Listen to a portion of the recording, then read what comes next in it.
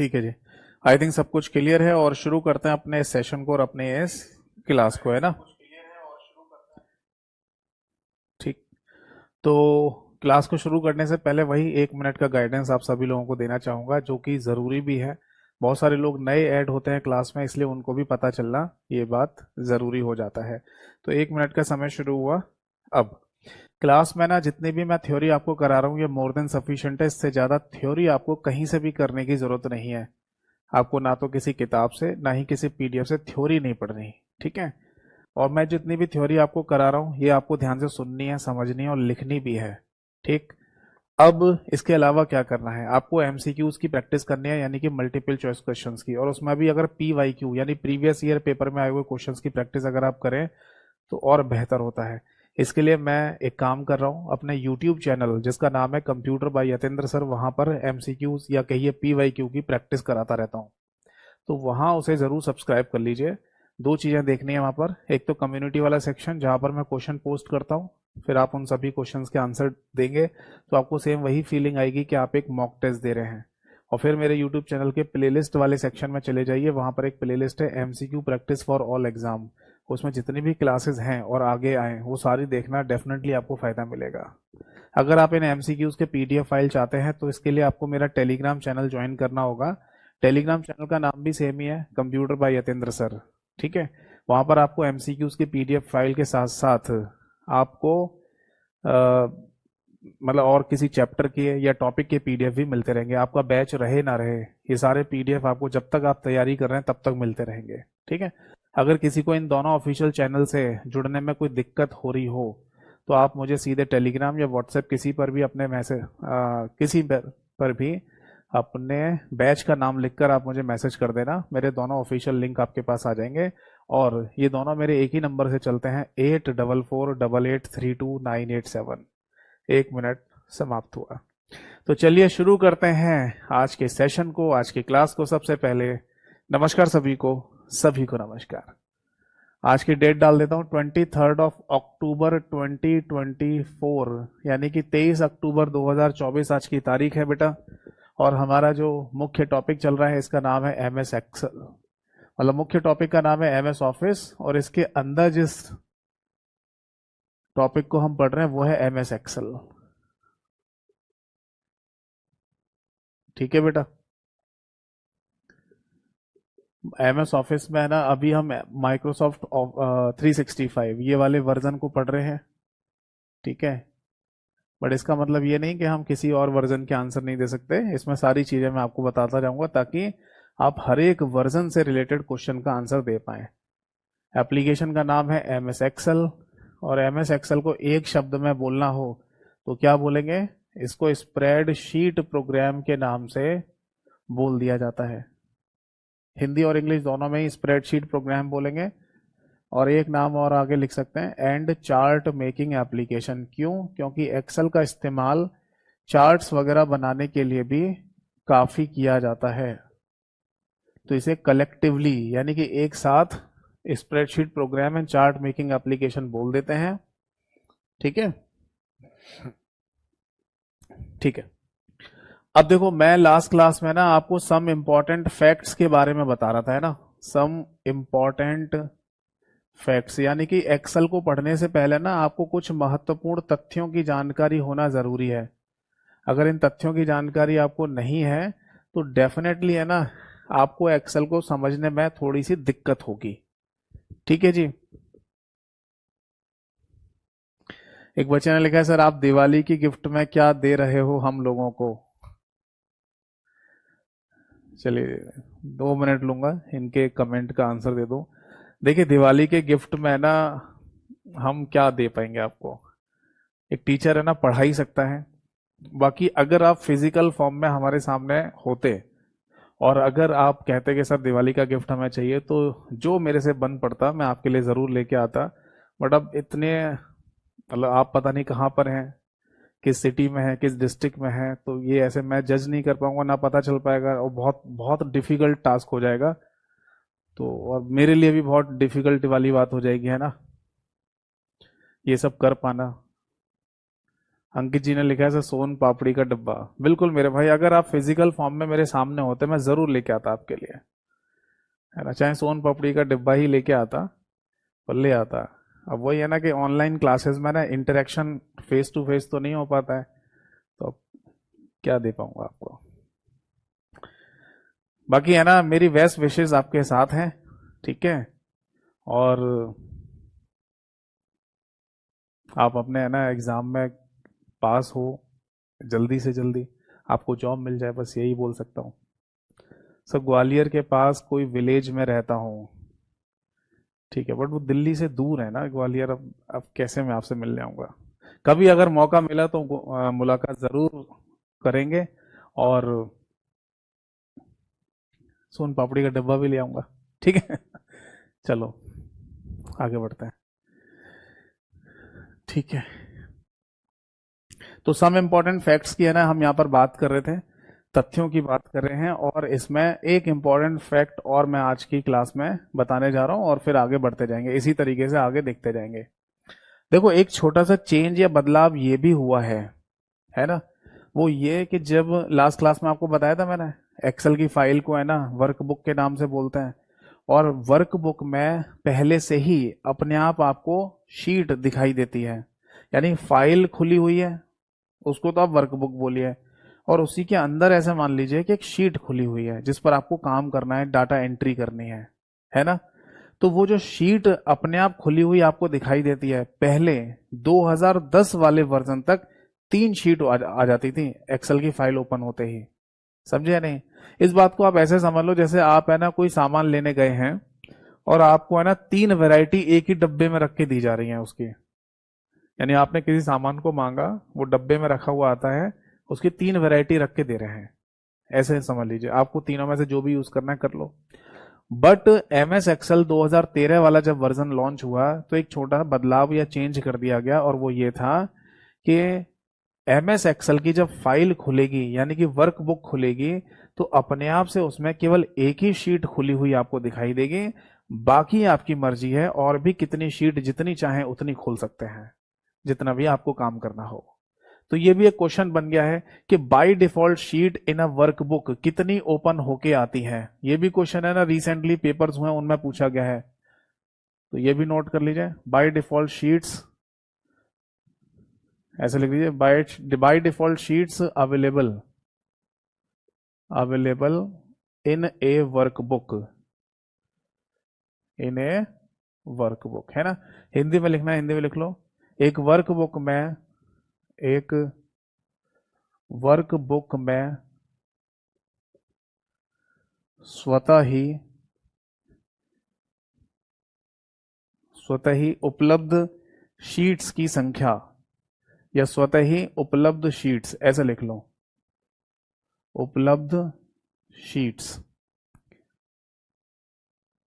Clear है जी। तो देखो इसका सही आंसर है, आप ऐसे लिखेंगे कि टिल 2010 यानी कि 2010 वाले वर्जन तक 3 शीट्स आती थी अपने आप, sheet number 1, sheet number 2, sheet number 3। और अगर हम फ्रॉम 2013 वाले वर्जन की बात करें तो केवल एक ही शीट खुली हुई आती है अपने आप से, बाकी आप चाहें तो और भी शीट को ऐड कर सकते हैं। तो ये भी एक इंपॉर्टेंट पॉइंट है, ये आप यहां पर नोट कर लेना है। समझ आ गया। फिर से बस समझा देता हूं कि जैसे आप एम एस एक्सेल की फाइल को ओपन करेंगे जिसको वर्कबुक कहते हैं, तो उसमें नीचे की तरफ अपने आप लिखा हुआ आता था sheet number 1, sheet number 2, sheet number 3, यानी 3 शीटों को आप इस्तेमाल कर सकते हैं, और फिर भी अगर कोई और शीट बनानी है तो बना सकते हो, sheet number 4, 5 and so on. ये 2010 तक होता था, बट 2013 वाले वर्जन में जैसे ही वर्कबुक खुलेगी यानी कि एक्सेल की फाइल, नीचे लिखा था शीट नंबर 1, यानी एक ही शीट खुली हुई है। अब आपको और भी शीट ऐड करनी है तो शीट नंबर 2 के लिए एक प्लस का सिंबल बना हुआ आता है, उस पर क्लिक करना पड़ता है। ऐसे समझ लो ये एक्सेल की फाइल है, तो यहाँ नीचे ऐसा लिखा हुआ आता है शीट नंबर 1, और यहाँ पर प्लस का सिंबल बना हुआ आएगा, तो इस पर जैसे क्लिक करोगे तो एक और शीट खुल जाएगी, और ये प्लस का सिंबल फिर आगे बढ़ जाता है। तो इस तरीके से जितनी भी शीट्स बनाकर हमें किसी एक्सेल की फाइल में काम करना हो हम कर सकते हैं, ठीक है। चलो अब आगे देखो। इसके बाद है ना अगला एक और इंपॉर्टेंट पॉइंट आता है एक्सेल में, और वो है अलाइनमेंट। आप बोलेंगे सर अलाइनमेंट तो आप मेन्यू बार में समझाइएगा। देखो मेन्यू बार में भी समझाऊंगा आपको, और मेन्यू बार के होम वाले मेन्यू के अंदर ही अलाइनमेंट नाम का ये टूल हमें दिया जाता है। बट यहाँ पर भी इसे समझना बेहद ज़रूरी होता है, क्योंकि एक इम्पॉर्टेंट टर्म है ये, जिससे पेपर में क्वेश्चन पूछे जाते हैं। पहली बात तो ये ध्यान रखिए कि ये जो अलाइनमेंट यहाँ पर लिखा हुआ है, ये अलाइनमेंट सेल के अलाइनमेंट के को बोला जा रहा है, किसी सेल के अंदर के अलाइनमेंट को बोला जा रहा है। आपको याद है मैंने आपको एमएस वर्ड में भी अलाइनमेंट बताया था कि अगर आप लेफ्ट साइड से लिख रहे हैं तो लेफ्ट अलाइनमेंट, राइट से लिख रहे हैं तो राइट अलाइनमेंट, सेंटर में लिख रहे हैं तो सेंटर अलाइनमेंट, और एक और होता है जस्टिफाई अलाइनमेंट। तो वहां अलाइनमेंट होते हैं 4, जो कि पेज के कंटेंट के ऊपर अप्लाई होते हैं। यानी आप अपने एमएस वर्ड की फाइल के पेज पे जो भी लिखेंगे वो किस तरफ से लिखता हुआ दिखाई देगा, उसे अलाइनमेंट कहा जाता है वहां पर। यहां पर अलाइनमेंट सेल के अंदर होता है, एक पर्टिकुलर सेल के अंदर। ठीक है, तो एक काम कर लेते हैं, हम यहाँ पर एक छोटी सी शीट बना लेते हैं पहले। आपको पता ही है कि किसी भी शीट की अगर हम बात करेंगे तो उसमें आपको सबसे पहले कॉलम्स की हेडिंग दिखाई देंगी ऊपर ABCDE के रूप में, और इसके बाद रोज यानी कि पंक्तियां आपको दिखाई देंगी 1 2 3 4 ऐसे नंबर्स की हेडिंग के रूप में। ठीक, और किसी भी पर्टिकुलर सेल की अगर हम बात करें, कोई भी सेल लीजिए, इसको ले लीजिए, तो इस वाले सेल का एड्रेस क्या होगा, ये सेल एड्रेस हो जाएगा दैट इज B2, यानी B वाला कॉलम और 2 वाली रो, तो B2 सेल एड्रेस हो गया। ठीक है, अब इसी सेल को B2 को मैं बड़ा बना लेता हूं। ठीक है, ये जो डब्बा मैंने बनाया है ये B2 है, ये वाला डब्बा ही है, यानी यही वाला सेल है यहाँ पर। ठीक, अब इस सेल के अंदर अलाइनमेंट की बात चल रही है। एक्चुअली होता क्या है कि जब आप एक्सेल में काम कर रहे होते हैं और यहां आप कुछ भी टाइप करो तो ऐसा लगता ही नहीं है, ऐसा फील ही नहीं होता कि आप इस सेल में लेफ्ट की तरफ लिख रहे हैं या राइट की तरफ लिख रहे हैं। आपको बस सेल के अंदर लिखता हुआ दिखाई दे रहा होता है, बिल्कुल भी लेफ्ट राइट जैसा कुछ भी नहीं दिख रहा होता। बट अगर हम इसी सेल के साइज को बड़ा कर लें, बड़ा कैसे होगा, कॉलम की चौड़ाई बढ़ेगी और रो की हाइट बढ़ेगी, तो इससे सेल का ओवरऑल साइज भी बढ़ जाएगा। ये हाइट और विड्थ के बारे में मैं आपको लास्ट क्लास में प्रॉपर समझा चुका हूं। ठीक है, तो इससे सेल का साइज बढ़ जाएगा, और जब सेल का साइज बढ़ जाएगा, अब जब आप इस सेल के अंदर टाइप करेंगे ना, तो अब आपको लेफ्ट राइट जैसी चीजें दिखना शुरू हो जाएंगी। कैसे समझाता हूं, इस सेल के अंदर जैसे आप लिखेंगे ना ABC यानी कि अल्फाबेट लिखेंगे, तो इस सेल में यहां पर राइट हैंड साइड कॉर्नर में ABC लिखा हुआ दिखाई देगा आपको। और जैसे इस सेल को छोड़कर आप बाहर निकलेंगे या किसी दूसरे सेल पर क्लिक करेंगे, तो ये ABC इस कॉर्नर में से गायब होके यहां पहुंच जाता है, लेफ्ट वाले कॉर्नर पर। तो पेपर में ये पूछा जाता है एग्जाम में कि अगर हम किसी सेल के अलाइनमेंट की बात कर रहे हैं, किसी सेल में या सेल के अंदर के अलाइनमेंट की बात कर रहे हैं, तो उसमें अल्फाबेट का अलाइनमेंट बाय डिफॉल्ट किधर होता है, अल्फाबेट्स का, तो आंसर है लेफ्ट अलाइनमेंट या लेफ्ट अलाइन। इनका कोई हिंदी नाम नहीं होता, जैसा अंग्रेजी में लिख रहा हूं वैसे ही हिंदी में लिखा जाएगा अगर लिखेंगे तो, इसलिए लिखने की जरूरत नहीं है। तो क्या क्वेश्चन बना यहां पर कि सेल अलाइनमेंट के अंदर अगर हम, या सेल के अंदर अगर हम अल्फाबेट लिखते हैं, तो वो अल्फाबेट बाय डिफॉल्ट कहाँ किस तरफ चले जाते हैं सेल में, तो चले जाएंगे लेफ्ट साइड में, यानी कि बाईं तरफ। अब आप बोलेंगे सर कोई भी तरीका नहीं है कि इन अल्फाबेट को बीच में लाया जाए या राइट साइड में ले जाया जाए। हाँ ला सकते हैं, वो हमारे ऊपर है। अगर हम चाहें तो इस ABC को खिसका कर यहां भी ला सकते हैं और यहां पे भी ले जा सकते हैं, बट अपने आप से नहीं जाएगा, अपने आप से अल्फाबेट सेल के लेफ्ट साइड में भाग जाते हैं। ठीक, अब सपोज दैट कि अगर आप किसी सेल के अंदर नंबर्स लिखें, तो यानी कि आपने 1 2 3 लिखा और लिखकर आप इस सेल से बाहर निकल जाओ, किसी दूसरे सेल में कुछ लिखना शुरू कर दो, तो ये जो नंबर्स लिखे ना इस सेल में वो वहीं रह जाएंगे जहां पर हैं अभी, यानी कि राइट साइड में। तो आपसे पूछा जाएगा कि किसी भी सेल के अंदर नंबर्स का अलाइनमेंट किधर होता है, तो आंसर है राइट अलाइनमेंट। समझ में आया नहीं, यानी कि अल्फाबेट का तो हो गया बायां और नंबर्स का हो गया दायां अलाइनमेंट। अब आप बोलेंगे सर हम एग्जाम टाइम पे अगर ये चीज भूल गए, तो हम लेफ्ट राइट को भूल गए, तो ऐसे याद कर लो। हम जब भी कभी रुपए और पैसे की बात करते हैं तो हमेशा ऐसे ही कहा जाता है कि सीधे हाथ से रुपए दो या सीधे हाथ से रुपए पैसे लीजिए, मतलब ऐसी कहावतें हैं।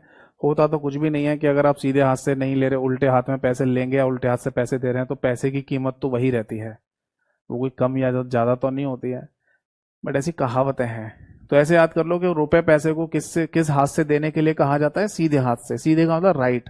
तो ऐसे याद कर लेना, रुपए पैसे मतलब नंबर्स। तो numbers always right aligned in a cell, यानी किसी सेल के अंदर राइट साइड में अलाइंड होते हैं। अब आप बोलेंगे सर इन नंबर्स को है ना इस सेल के अंदर बीच में या फिर लेफ्ट साइड में ला सकते हैं? हाँ ला सकते हैं, वो हमारी मर्जी है, हम मैनुअली ऐसे ला सकते हैं, बट अपने आप से नहीं आएगा, अपने आप से राइट में रह जाएगा। अब एक और क्वेश्चन बनता है कि अगर हम यहां पर अल्फा न्यूमेरिक लिखें तो, जैसे कि हमने इस सेल में AB12 लिख दिया, तब ये कहां जाएगा? तो ये भी बिल्कुल अल्फाबेट जैसे ही काउंट होगा, यानी अल्फा न्यूमेरिक अगर आप लिखते हैं यानी अल्फाबेट और नंबर्स का मिश्रण, तो वो भी अल्फाबेट जैसा ही काउंट होगा, यानी कि लेफ्ट अलाइंड हो जाएगा। ये भी खिसक कर अपने आप लेफ्ट साइड में भाग जाएगा, यहां से इधर चला जाएगा। अच्छा, अगर हम नंबर्स को पहले लिख दें और ए बी को बाद में लिखें तो, जैसे मान लो आप 1 2 AB लिखें तब, तो भी ये इधर ही भाग जाता है। यानी आप AB12 लिखो या 1 2 AB लिखो या A1B2 ऐसा कुछ भी लिख दो, वो सब अल्फाबेट ही कंसीडर किया जाएगा और लेफ्ट साइड में भाग जाएगा। समझ में आ गया या नहीं? इज दैट क्लियर और नॉट? तो 3 बातें आपको याद रखनी है। पहले तो याद रखो कि किसी भी सेल के अंदर अल्फाबेट अगर आप लिखते हैं तो उनका बाय डिफॉल्ट है ना, ब्रैकेट में लिखना है, तो बाय डिफॉल्ट शब्द आप लिख लो। और बाय डिफॉल्ट शब्द का मीनिंग क्या है ये बात आपको पता ही है, यानी कोई भी चीज जो स्वतः ही अपने आप होती हो। ठीक है, तो अल्फाबेट लेफ्ट अलाइंड होते हैं, नंबर्स राइट अलाइंड होते हैं और अल्फा न्यूमेरिक भी लेफ्ट अलाइंड होते हैं। पूछिए क्या पूछना है, और नोट करना है तो नोट कीजिए, और अगर नोट नहीं करना तो आपको पता ही है मेरा जो टेलीग्राम चैनल है कंप्यूटर बाय यतेंद्र सर के नाम से, जिसकी जानकारी मैं क्लास के शुरुआत में आपको दे रहा था, वहां पर MS एक्सेल के नाम से कंप्लीट क्लास PDF अवेलेबल है, एज इट इज लिखा हुआ है। आप उसे डाउनलोड करके जैसा रिवीजन करना चाहें कर सकते हैं। एक बच्चे ने लिखा सर नंबर बीच में लिखें और दूसरे शीट खोल लें, वापस आने पर राइट में चला जाएगा क्या? नहीं, अगर आपने खुद से कोई छेड़खानी कर दी, जैसे सपोज दैट के जो नंबर्स है यहां लिखे हुए थे, यहां पर 1 2 3, और आपने इसे खिसकाकर यहां बीच में ले आए आप, ठीक है। अब इसे बीच में लाने के बाद आप चाहें तो इसी शीट के ऊपर, यानी कि इसी शीट में कहीं पर भी कोई काम करना शुरू कर दो, या फिर आप किसी दूसरी शीट में चले जाओ, कुछ भी कर दो। जो आपने मैनुअली सेट कर दिया वो फिर चेंज नहीं होगा, वो वहीं रह जाएगा। यहां पर बात चल रही है बाय डिफॉल्ट की, अपने आप की बात चल रही है, समझे या नहीं? मतलब अगर आप अलाइनमेंट खुद से सेट नहीं करोगे, इन्हें आगे पीछे ऊपर नीचे खुद से नहीं करोगे, तो जो जो पहले से सेट है वैसी रहेगा, यानी कि अल्फाबेट लेफ्ट में रहेंगे, नंबर्स राइट में रहेंगे और अल्फा न्यूमेरिक भी लेफ्ट में रहेगा। अगर आपने खुद से सेट कर दिया फिर चेंज नहीं होगा, वो जैसा आपने सेट किया है वैसे ही रह जाएगा। ठीक है, चलो अब समझाता हूं। एक्चुअली होता क्या है कि अगर हम किसी भी सेल के अंदर अलाइनमेंट की बात करें तो यहां अलाइनमेंट के नाम 6 होते हैं। वैसे MS वर्ड में अलाइनमेंट के नाम 4 थे, कौन कौन से? लेफ्ट, राइट, सेंटर और जस्टिफाई, 4 नाम थे। यहां पर किसी सेल के अंदर अलाइनमेंट की जो संख्या होती है बेटा वो होती है 6, यानी 6। क्या नाम होते हैं? Top, bottom, middle, left, right और सेंटर। क्या मतलब है इसका भाई? इसका मीनिंग ये है कि जैसे ये B और 2, यानी कि ये वाला जो सेल है जिसका नाम है B2, इस सेल के अंदर बेसिकली 6 अलाइनमेंट हैं। यानी ऐसा समझो, इस सेल का ये लेफ्ट वाला पार्ट, लेफ्ट वाला साइड, ये सेल का राइट वाला साइड, ये सेल का टॉप वाला साइड, ये सेल का बॉटम वाला साइड, और ये जो बीच वाली जगह है इसको टॉप या मिडिल दोनों में से कोई भी नाम आप दे सकते हैं। क्योंकि आपने ये नहीं पूछा कि सर आप जब अल्फाबेट लिख रहे थे यहां पर ABC करके, तो ये यहां नीचे क्यों आ रहा है, ऊपर क्यों नहीं जा रहा है ना? या फिर अगर ये लेफ्ट में भी खिसक जा रहा है यहां पर ABC, तो यहां नीचे ही क्यों रह रहा है, ये ऊपर की तरफ क्यों नहीं जा रहा? ये पूछना चाहिए था ना। तो कोई बात नहीं, नहीं पूछा तो मैं बताऊंगा आपको। एक्चुअली इस सेल के अंदर अंदर टोटल मिला के अलाइनमेंट्स है ना 6 हैं। यानी कि उस ABC को आप जो देख रहे हैं ना, या तो यहां पर या यहां पर, ये बॉटम साइड कहलाती है सेल की। तो ऐसी सेल की एक टॉप साइड भी है, सेल की अपनी राइट साइड भी है, सेल की अपनी लेफ्ट साइड भी है, और सेल की अपनी एक बीच वाली साइड भी है, ये बीच वाली। उसको मिडिल और सेंटर के नाम से बोला जाता है। समझ में आ गया? अब एक बात सुनिए, अगर आपसे क्वेश्चन में ये पूछा जाए कि किसी भी सेल के अंदर जो टोटल 6 अलाइनमेंट होते हैं, टॉप बॉटम लेफ्ट राइट और मिडिल सेंटर, इनसे किसी भी सेल के अंदर कितने स्थान बनाए जा सकते हैं, कितनी पोजीशंस बनाई जा सकती हैं, तो बेटा इसका सही आंसर है 9 पोजीशंस। 9 यानी टोटल मिला के 9 स्थान बनाए जा सकते हैं किसी भी सेल के अंदर। कौन कौन से बताओ आपको? देखो, एक तो ये वाला पोजीशन, एक ये वाली पोजीशन, एक ये वाली पोजीशन, एक ये वाली पोजीशन, एक ये, एक ये, एक ये, एक ये और एक ये। टोटल किसी भी सेल के अंदर आप किसी भी शब्द को 9 स्थानों पर रख सकते हैं। जैसे मान लो इस सेल के अंदर मेरे को ए बी लिखना है, तो ए बी 9 जगह पर लिखा जा सकता है या रखा जा सकता है। A B, A B, A B, A B, A B, इस तरीके से आप टोटल 9 स्थानों पर ए बी को लिखकर दिखा सकते हैं। और ये किसकी बात चल रही है? B2 सेल एड्रेस की बात चल रही है। इसी B2 सेल एड्रेस को जब हमने बड़ा कर लिया तो इसके अंदर ए बी को आप 9 स्थानों पर दिखा सकते हैं। जैसे कि किसी ने पूछा था मेरे से कि मतलब किसी ने पूछा था ना कि नंबर को अगर बीच में लिखें और फिर दूसरी शीट पर चले जाएं, तो दूसरी शीट पर जाने की जरूरत भी नहीं है, आप इसी शीट पर कहीं पर भी किसी सेल में क्लिक करेंगे, ठीक है, और आपने नंबर को यहाँ बीच में रख दिया, यहाँ पर, यहाँ पर, यहाँ पर कहीं भी रख दिया, तो जहां पर आप सेट करेंगे वो वहीं पर रह जाएगा, अपने आप से लेफ्ट राइट नहीं भागेगा फिर। समझा नहीं? तो पहला क्वेश्चन तो ये समझ लो कि किसी भी सेल के अंदर टोटल अलाइनमेंट की संख्या कितनी है? 6, टॉप बॉटम मिडल और लेफ्ट राइट सेंटर। और इन टोटल 6 अलाइनमेंट से कितने पोजीशंस बनते हैं? 9 पोजीशंस बनते हैं। अब सुनिए एक क्वेश्चन। बीते कुछ समय पहले ही राजस्थान में एक पेपर हुआ, आई थिंक राजस्थान पुलिस का ही पेपर था, और वहां राजस्थान में भी एक चलन ऐसा है कि मोस्ट ऑफ द एग्जाम्स में ना कंप्यूटर पूछा ही जाता है ना, ज्यादातर एग्जाम्स में कंप्यूटर पूछते हैं, और वहां तो 20, 25, 30 नंबर तक का कंप्यूटर पूछा जाता है। तो वहां पर मैंने क्वेश्चन पूछा, भी कुछ समय पहले पेपर हुआ था, कि ये बताइए कि किसी भी सेल के अंदर इनमें से कौन सा स्थान नहीं होता है? कौन सा स्थान नहीं होता है? फिर हमारे दिमाग की घंटी बजी, हमें पता चल गया कि स्थान शब्द के बारे में पूछा जा रहा है, मतलब कि ये पोजीशन की बात कर रहा है। स्थान मतलब पोजीशन, और पोजीशन किससे बनती है? अलाइनमेंट से बनती है। तो इसका मतलब कहीं ना कहीं ये क्वेश्चन अलाइनमेंट से पूछा जा रहा है ना? बट जो ऑप्शन लिखे हुए थे वहां पर अलाइनमेंट के नाम ऐसे नहीं थे कि एक ऑप्शन पे मिडिल लिखा है, एक में बॉटम लिखा है, एक में लेफ्ट लिखा है, एक में सेंटर, ऐसा नहीं था। वहां दो दो मिले हुए नाम लिखे हुए थे। जैसे कि ऐसा लिखा हुआ था बॉटम राइट, बॉटम राइट, 2 शब्द एक ही ऑप्शन में। ये क्या मतलब है भाई? समझाता हूं इसको।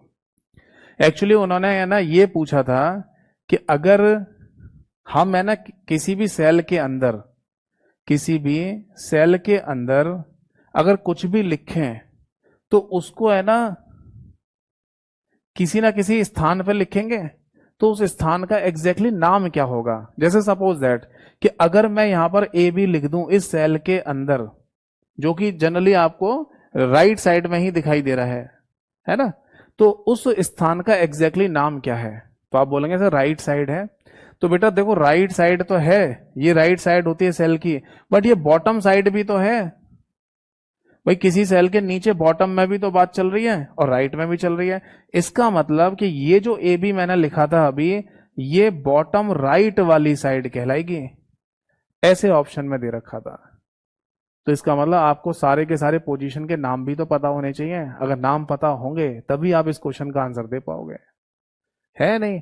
तो जरूरी नहीं कि ये क्वेश्चन पूछ लिया और आगे कभी नहीं टकराएगा आपसे, कहीं ना कहीं आपसे टकराएगा और आप इसका आंसर बखूबी दे पाएंगे। समझ में आ गया? तो इसीलिए किसी सेल के अंदर टोटल जो 9 पोजीशन या 9 स्थान बनते हैं, अब मैं उनके नाम लिखने जा रहा हूं कि उनको किन नामों से बोला जाएगा, ठीक है? फिर कोई डाउट हो तो पूछना। पहले तो ऐसे कर लो, ये सेल की लेफ्ट साइड है तो ये तीनों स्थानों पर लेफ्ट लिख लो, ये राइट साइड है तो तीनों स्थानों पर राइट लिख लो, ठीक है? ये ऊपर की साइड टॉप कहलाती है तो तीनों स्थानों पर टॉप लिख लो आप। ये नीचे की बॉटम साइड कहलाती है तो तीनों स्थानों पर बॉटम लिख लो आप।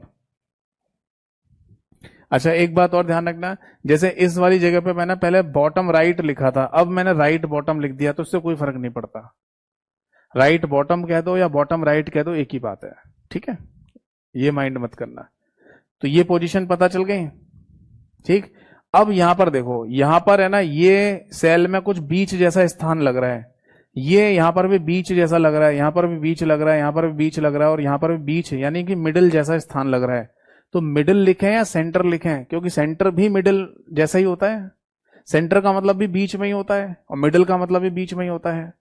तो फिर सेंटर शब्द का इस्तेमाल करें या मिडिल का इस्तेमाल करें, तो वो तय होता है यहां से कि अगर आप टॉप या बॉटम नाम इस्तेमाल कर रहे हैं तो उसके साथ मिडिल शब्द का इस्तेमाल नहीं करेंगे, आप करेंगे सेंटर शब्द का इस्तेमाल। और अगर आप लेफ्ट और राइट शब्द का इस्तेमाल कर रहे हैं तो उसके साथ सेंटर नहीं करेंगे, उसके साथ आपको मिडिल शब्द का इस्तेमाल करना पड़ेगा। ठीक है, अब यहां देख लो, यहां पर हमें सेंटर या मिडिल में से कुछ लिखना है, तो लेफ्ट लिखा हुआ है ना, तो लेफ्ट के साथ मिडिल लिखा जाएगा। ऐसे यहाँ राइट लिखा हुआ है तो सेंटर नहीं लिखेंगे, मिडिल लिखेंगे। अब यहाँ टॉप लिखा हुआ है तो टॉप के साथ मिडिल नहीं लिखेंगे, सेंटर लिखेंगे। ऐसे बॉटम के साथ भी सेंटर लिखेंगे। और यहां जो बिल्कुल बीचों बीच की जगह है, इसे एक ही नाम से बोला जाएगा, या तो मिडिल कह दो या सेंटर कह दो, दोनों में से कोई एक ही नाम दिया जाएगा। तो टोटल मिला के कितने स्थान हो गए? 9। 1 2 3 4 5 6 7 8 9। अब बताइए बात समझ में आई या नहीं? तो जो मैक्सिमम पॉसिबिलिटी बन सकती है इन पर क्वेश्चंस की, अलाइनमेंट की, वो मैंने आपको समझा दी। एक बार फिर से रिवाइज करा रहा हूं, कोई डाउट है तो पूछना। सबसे पहले तो पूछा जाएगा अलाइनमेंट कहाँ कंसीडर किया जाता है एक्सेल में? तो किसी सेल के अंदर। क्या सेल के अंदर जो हम लिखते हैं उसका बाय डिफॉल्ट अलाइनमेंट क्या होता है? तो ऐसे याद करना कि सेल के अंदर अल्फाबेट लिखेंगे तो उसका बाय डिफॉल्ट अलाइनमेंट लेफ्ट रहेगा, नंबर्स का राइट रहेगा, और अल्फा न्यूमेरिक का भी लेफ्ट रहता है। और ये बात चल रही होती है बॉटम साइड में केवल। बट जब सेल के साइज को बड़ा किया जाता है तो जरूरी नहीं है कि हम हर एक टेक्स्ट को या मतलब शब्दों को या नंबर्स को बॉटम में ही रहने दें, हम उन्हें ऊपर भी ले जा सकते हैं। और अगर ऊपर ले जा सकते हैं तो टोटल कितने स्थानों पर ले जा सकते हैं? तो आंसर है 9 स्थानों पर। तो ये 9 स्थान बनते किससे हैं? ये बनते हैं 6 अलाइनमेंट से, और उनके ये नाम होंगे। अब मैं आपसे एक बात पूछ रहा हूं, एक क्वेश्चन पूछ रहा हूं, तो आप आंसर देना। मुझे ये बताओ कि क्या इन 9 स्थानों में, एक ऑप्शन के थ्रू पूछ रहा हूं, कि क्या इन 9 स्थानों में लेफ्ट, ऐसे लिख लो, इनमें लेफ्ट सेंटर के नाम से कोई भी स्थान होता है नहीं? ये लिख दिया जाए। अब बताओ यस और नो। जैसे कि राजस्थान पुलिस का क्वेश्चन था उसी तरीके से पूछ रहा हूं कि किसी भी सेल के अंदर लेफ्ट सेंटर के नाम से एक पोजीशन या स्थान होता है नहीं? तो आंसर क्या होगा? नो, होता ही नहीं है। भाई लेफ्ट शब्द के साथ सेंटर इस्तेमाल ना करके मिडिल को लेते हैं, ऐसे कंसीडर किया जाता है। लेफ्ट के साथ भी मिडिल और राइट के साथ भी मिडिल। तो अगर ऐसा किसी ऑप्शन पर लिखा होगा तो इसका मतलब यही नहीं होगा, यानी यही हमारा आंसर होगा। ऐसा नहीं होता है इसलिए यही हमारा आंसर होगा, क्योंकि क्वेश्चन में यही तो पूछता है आजकल कि बताओ इनमें से कौन सा नहीं है। ऐसे क्वेश्चन ज्यादा आते हैं। तो ये चीज आपको यहां पर ध्यान रखनी है। बताओ इज दैट क्लियर और नॉट? ठीक है, चलो अब आगे बढ़ते हैं। ये हो गया। इसके बाद है ना सम इंपॉर्टेंट फैक्ट में अब चर्चा करेंगे माउस पॉइंटर की। आगे देखो, माउस पॉइंटर भी है ना यहाँ पर एक इंपॉर्टेंट रोल प्ले करता है एक्सेल के अंदर। ऐसा क्यों? क्योंकि टोटल मिला के माउस पॉइंटर एक्सेल की फाइल में या एक्सेल की एप्लीकेशन में 3 तरीके से दिखाई देता है। सबसे पहला माउस पॉइंटर ये वैसे ही वाला सिंबल होता है जैसा डॉक्टर का सिंबल आपने देखा है, रेड प्लस वाला साइन, डॉक्टर के क्लिनिक पे ऐसे ही सिंबल बना होता है लाल रंग का। तो ये भी है ना माउस पॉइंटर होता है एक्सेल के केस में। वैसे तो नॉर्मल कंप्यूटर में क्या होता है, माउस पॉइंटर आपको ऐसे एरो के निशान जैसा दिखाई देता है, तीर के निशान जैसा। बट एक्सेल में माउस पॉइंटर आपको इन 3 तरीके से दिखाई देगा। पहला ये, दूसरा ये, और तीसरा ये। ऐसे इसको तो बोल देते हैं बेटा थिक। थिक का मतलब होता है मोटा। तो थिक प्लस माउस पॉइंटर, इसे बोलते हैं थिन प्लस माउस पॉइंटर, और इसे कहते हैं arrow mouse pointer, arrow mouse pointer या एरो पॉइंटर। अब तीनों का इस्तेमाल क्या है और तीनों को कैसे यूज किया जाता है वो मैं आपको समझाता हूं, ध्यान से देखना और समझना सुनना। देखो, एक्चुअली क्या होता है कि जब हम एक्सेल की शीट पर काम कर रहे होते हैं, सपोज दैट कि ये हमारी एक्सेल की कोई शीट है, इसमें आपको कॉलम्स दिखाई देंगे और इसमें आपको रोज यानी कि पंक्तियां दिखाई देंगी। कॉलम की heading A B C D होती है और रो की हेडिंग 1 2 3 4 होती है। समझ में आ गई बात? यहां तक तो क्लियर है?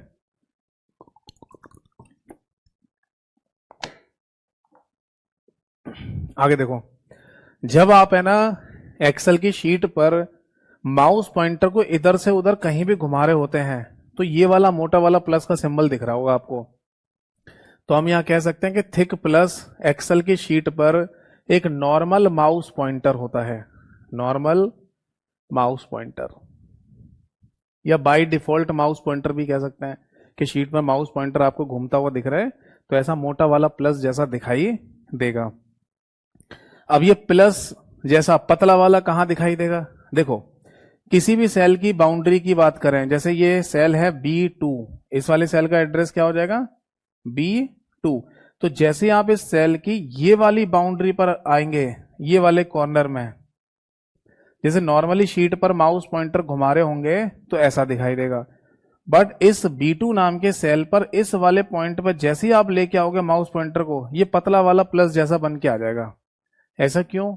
इसका एक रीजन है, क्योंकि इस वाले पॉइंट से अगर हम माउस के लेफ्ट क्लिक बटन को दबा के नीचे खींचते चले जाएं तो जो इस सेल में है उसके अकॉर्डिंग ऑटो फिल होना शुरू हो जाता है।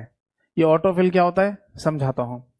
पहले बस आप इतना लिख लो कि थिन प्लस का मतलब होता है ऑटो फिल, यानी कि अगर आपको ऑटो फिल करना हो तो पतले वाले प्लस का इस्तेमाल करेंगे। और ये पतला वाला प्लस कहां पर बन के आता है? किसी भी सेल के बॉटम राइट कॉर्नर पर। ये पॉइंट भी आप लिख लो, बॉटम राइट कॉर्नर पर आपको ये पतला वाला प्लस का सिंबल देखने को मिलेगा। यानी ये वाला माउस पॉइंटर अगर आप यहां ले आएंगे तो पतला वाला प्लस बन के आ जाएगा, और आप माउस के लेफ्ट क्लिक बटन से पकड़ के इसे नीचे खींचते चले जाओ तो अपने आप सेल्स में अपने आप ऑटो फिल होता जाएगा। जैसे समझाता हूं, सपोज दैट कि आपने ना, सपोज दैट कि आपने यहां पर लिखा 10 और आप इस पोजीशन पर माउस पॉइंटर को ले आइए तो पतला वाला प्लस बन के आ जाएगा, और लेफ्ट क्लिक बटन को दबा के नीचे खींच दो तो जहां तक आप खींचते जाएंगे अपने आप 10 10 10 10 फिल होता चला जाएगा। अब आपको सारे के सारे सेल्स में सेम संख्या 10 10 10 10 ही फिल करनी है तो इससे फिल हो जाती है, तो आपकी टाइपिंग बच जाती है इसमें। सपोज दैट कि यहां पर 10 लिखा हुआ है, यहां 20 लिखा हुआ है। अब आप इन दोनों सेल्स को सेलेक्ट कीजिए, ये सेलेक्ट किया जाता है माउस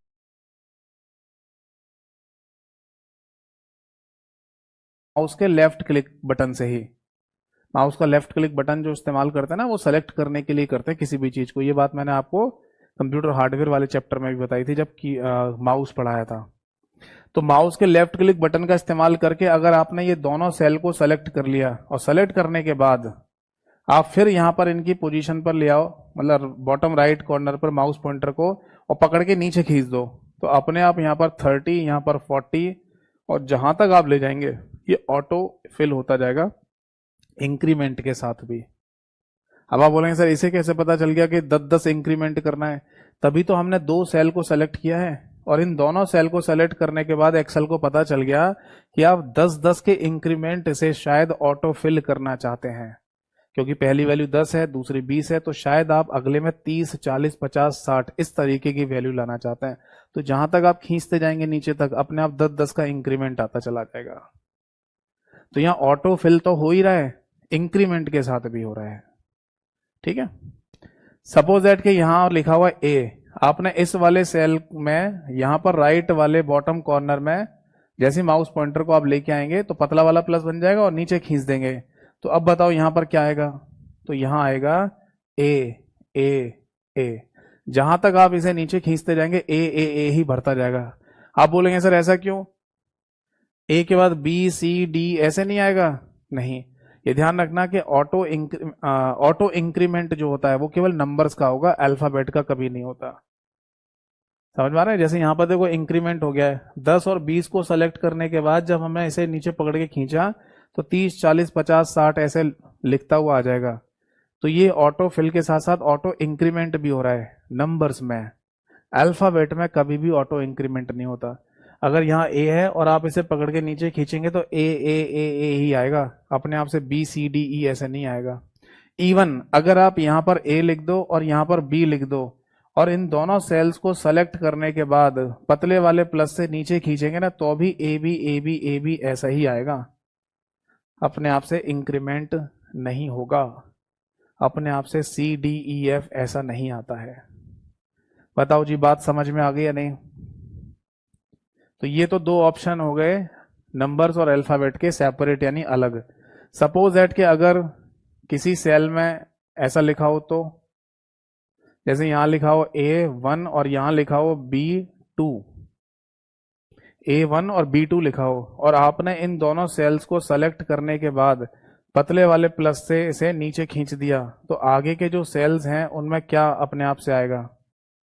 तो एक बात तो ध्यान है ना दिमाग में, क्या अल्फाबेट का इंक्रीमेंट नहीं होता, नंबर्स का इंक्रीमेंट हो जाएगा। तो वो इंक्रीमेंट देखो कैसे होता है, ये ए बी है ना तो आगे भी ए बी ही आएगा, ये तो तय है। नंबर्स में इंक्रीमेंट ऐसे होता है, यहां जो लिखा हुआ है इसका एक इंक्रीमेंट यहां हो जाएगा यानी ये आ जाएगा 2, इसका इंक्रीमेंट हो जाएगा यहां पर 3, फिर यहां से इंक्रीमेंट हो जाएगा यहां पर 3 और यहां से इंक्रीमेंट हो जाएगा दैट इज 4।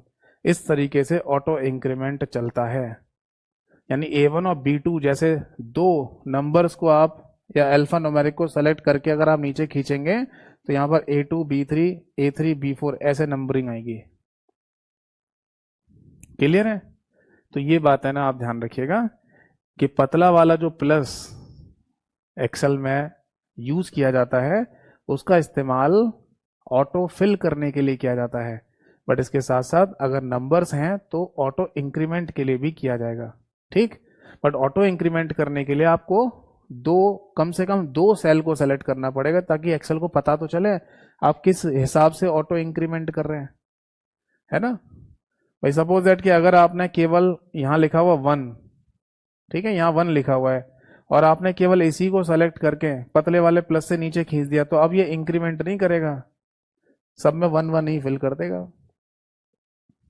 ठीक, और भी एग्जांपल ले लो, जैसे मान लो अगर यहाँ पर 100 लिखा हुआ है और यहाँ लिखा हुआ है 200, ठीक, और पतले वाले, अच्छा इन दोनों सेल्स को सेलेक्ट करने के बाद पतले वाले प्लस से नीचे खींच दो तो अब यहाँ पर अपने आप आ जाएगा 300, 400, 500, 600 अपने आप भरता जाएगा, क्योंकि आपने दो सेल को जब सेलेक्ट किया तो एक्सेल को पता चल गया कि आप यहाँ पर 100 का ऑटो इंक्रीमेंट करना चाहते हैं। यानी 100 के बाद 200 लिखा है तो आप चाहते हैं कि अगले सेल में 300 आना चाहिए, इसलिए शायद इन दोनों को सेलेक्ट करके आप नीचे की तरफ ऑटो फिल कराना चाह रहे हैं। बताओ एक बार जल्दी से कमेंट सेक्शन में, बात समझ में आई या नहीं? और ये जो मैं एग्जाम्पल आपको बोर्ड पर लिखकर बता रहा हूँ, इन सभी एग्जाम्पल को आप अपनी नोटबुक में भी लिख लीजिए, ऐसे भी क्वेश्चन हमें देखने को मिल जाते हैं पेपर में। बताओ जी, बात समझ में आ गई या नहीं? चलो, तो फाइनली है ना, माउस पॉइंटर दो तरीके से काम करता है, ये तो समझ में आ गया। अब देखते हैं तीसरा वाला तरीका क्या है, यानी एरो वाला का मतलब क्या है। एरो पॉइंटर का सिंपल सा मतलब होता है फॉर मूव डेटा, है ना, मूव डेटा लिख लो या मूव कंटेंट के लिए, ठीक है। अब मूव शब्द का मीनिंग पता है आपको? अगर मैं आपसे ऐसे ही पूछूं इन जनरल कंप्यूटर में कि मूव शब्द को अगर तुलनात्मक रूप से किसी के साथ कंपेयर किया जाए तो इसका मीनिंग क्या होता है, कोई बता सकता है? मैं ये कह रहा हूं किसी डाटा को मैंने मूव करा दिया, तो इसी बात को मैं दूसरे शब्दों में क्या कह सकता हूं कंप्यूटर की भाषा में, पता है? इसी बात को आप दूसरे शब्दों में कट पेस्ट भी कह सकते हैं। समझ में आया? ये लॉजिकल बातें हैं, तार्किक बातें हैं। यानी अगर आपको कंप्यूटर का ज्ञान है, हाँ जैसे देखो अंकित ने सही आंसर दिया है, कट पेस्ट भी बोलते हैं। तो ये चीज है ना, जरूरी नहीं है कि आपको हर जगह बताई जाए, ये आपको थोड़े कॉमन सेंस से भी आनी चाहिए।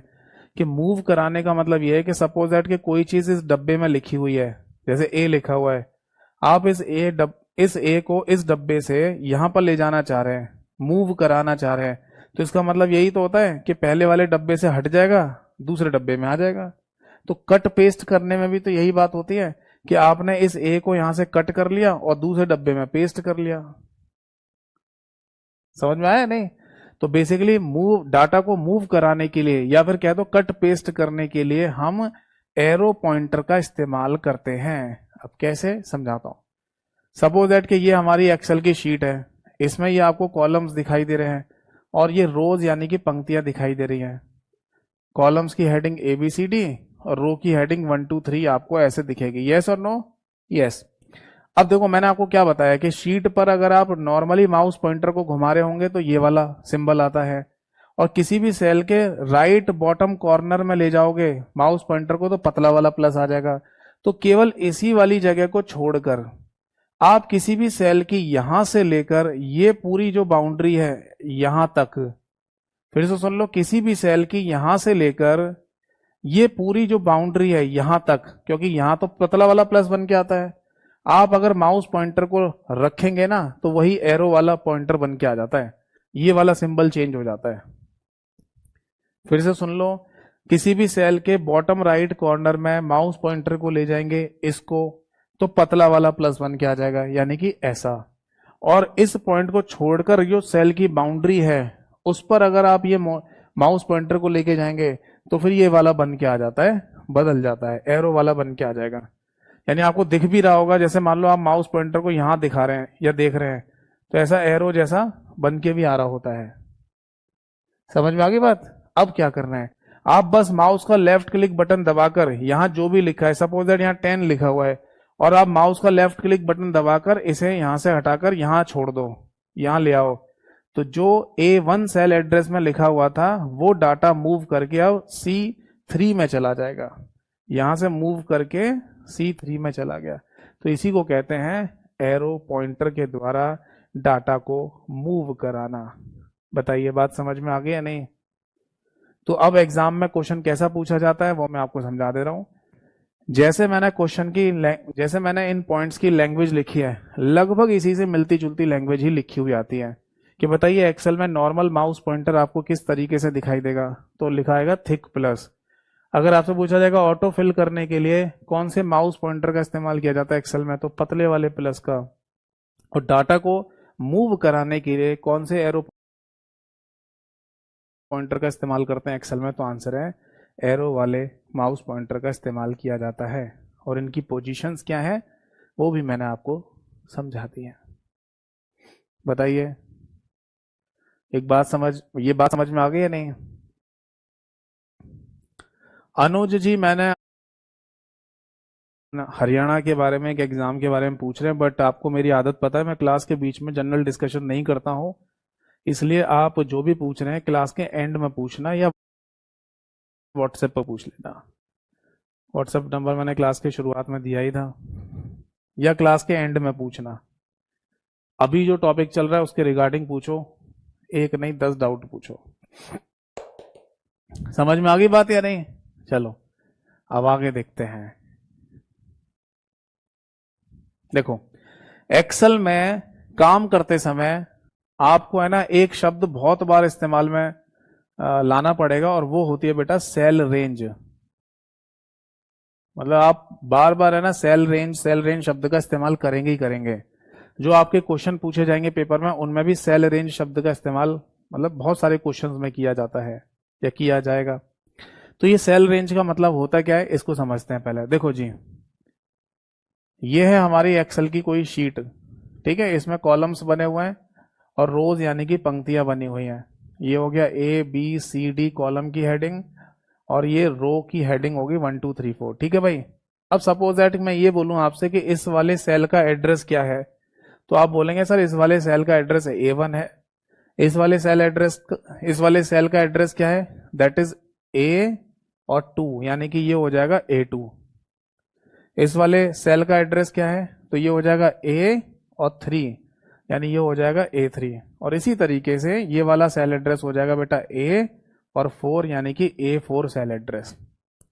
तो अगर मेरे से ये कहा जाए कि A1 A2 A3 A4 इन सभी सेल के एड्रेस को सेपरेटली अलग अलग मत लिखिए, इनको सेपरेटली अलग अलग ना लिखकर इनको कोई छोटे रूप में लिखकर दिखाओ, तो कोई तरीका है? हाँ, इसी बात को है ना हम ऐसे भी लिख सकते हैं, A1 और इसके बीच में कोलन का सिंबल लगाकर A4 लिख देंगे और ब्रैकेट बंद कर देंगे। तो इसी को है ना बेसिकली सेल रेंज के नाम से बोल दिया जाता है। यही क्या कहलाती है? सेल रेंज कहलाती है। समझ में आ गई बात या नहीं? और इसका जो मीनिंग है वो क्या है? इसे बोलेंगे A1 थ्रू A4, और हिंदी में बोलना है तो बोलेंगे A1 से लेकर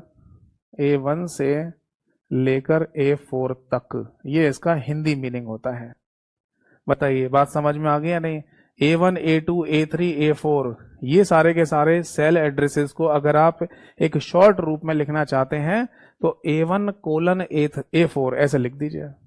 ये डॉट के नीचे डॉट, जैसे मैथमेटिक्स में अनुपात वाला सिंबल होता है ना, रेशो वाला, तो उसे कंप्यूटर में कहते हैं कोलन, COLON, कोलन बोलते हैं। समझ में आ गई बात या नहीं?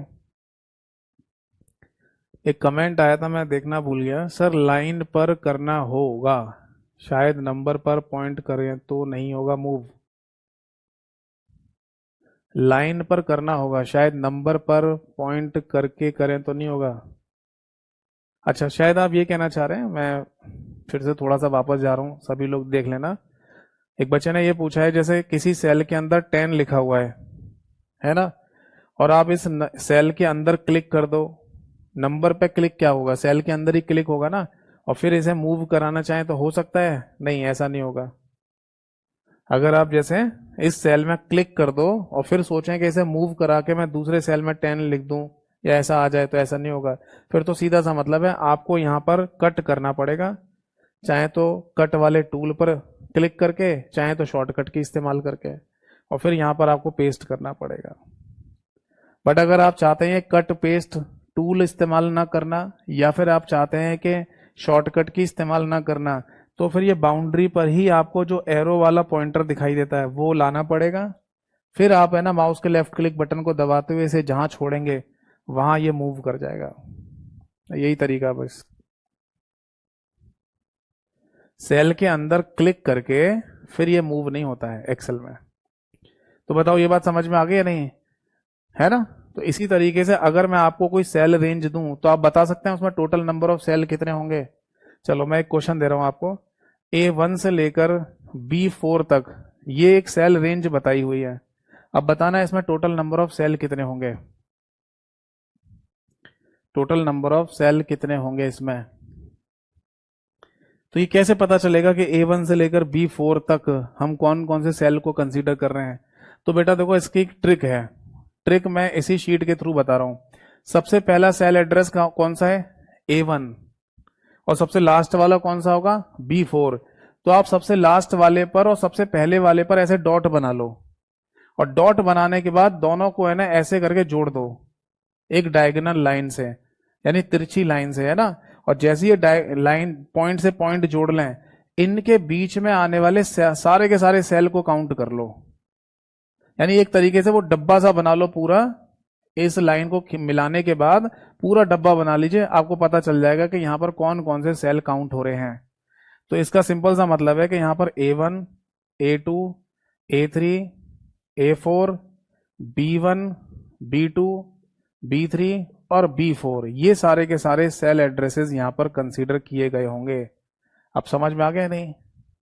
अब आप बोलेंगे सर ये सब करना पड़ेगा, मतलब पहले तो शीट बनानी पड़ेगी, फिर वो डॉट पहला और लास्ट वाला डॉट बनाना पड़ेगा, फिर डायगोनल लाइन खींचेंगे, फिर वो डब्बा पूरा बनाएंगे तब लिखेंगे, ऐसा करना पड़ेगा तो टाइम नहीं लग जाएगा?